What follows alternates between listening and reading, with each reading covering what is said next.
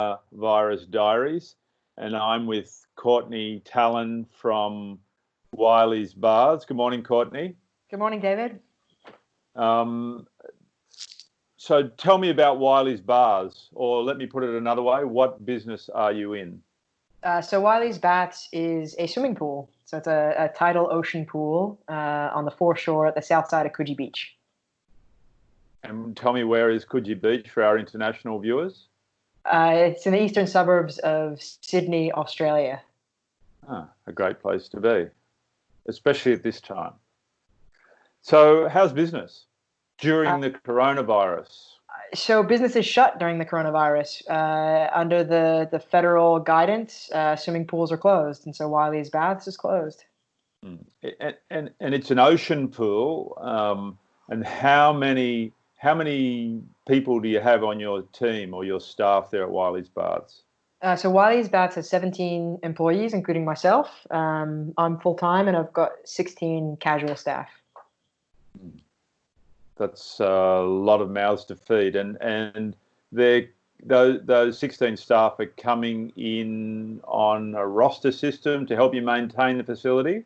Yeah, that's right. So we, obviously it would have been a better situation if this hadn't happened, but given the timing of coronavirus and the shutdowns, April is the start of our quiet season. So Wylies is open year round, but the wintertime is understandably a little less busy for outdoor ocean pools.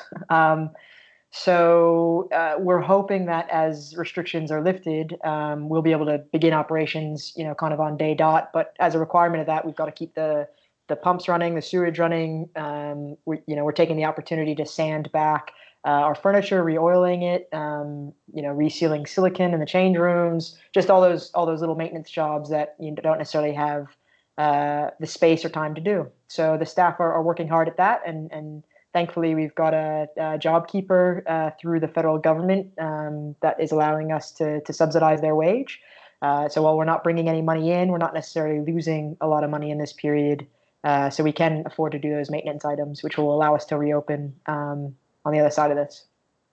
I'm pleased to hear that. So your team are gainfully employed, and they're happy to come to work. Do they feel safe in the environment at the baths? Look, it's an outdoor environment and open air and a large space, so there's plenty of room to spread out. And then we just have guidelines in place related to hand washing, and those facilities are available for them. If anyone's feeling ill in their household or they themselves are feeling ill, the guidelines are just the same as anywhere to stay home. So yeah, again, there's a long list of need to do things at the baths to maintain them, but there's also a longer list of nice to do. And so we're making sure the need to do stuff happens, and then with the extra hours doing the nice to do. But if a few people drop off and they need to look after their health or their family first, that's fortunately an option for us.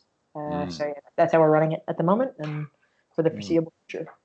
Well, it sounds like you are doing a good job in looking after your team so that when the lockdown laws are eased, you will be able to get the facility opening and running efficiently and effectively, so that the citizens of Coogee and Randwick and our friends from all over the world, who hopefully they will come back, will be able to visit you and enjoy that beautiful deck space that you have, your wonderful office. Yeah. And hopefully they'll all get to see your smiling face again. That's certainly our objective. So yeah, we'll it's closed for now, but not forever. Well said. Well, look, thank you for spending a few minutes with me during our coronavirus diary for 2020. And look, we may catch up with you again in the future if that's okay with you, Court. Sure, I hope so. And all the best, Dave. We'll speak to you soon. I look forward to that. Okay, goodbye. Bye, Courtney.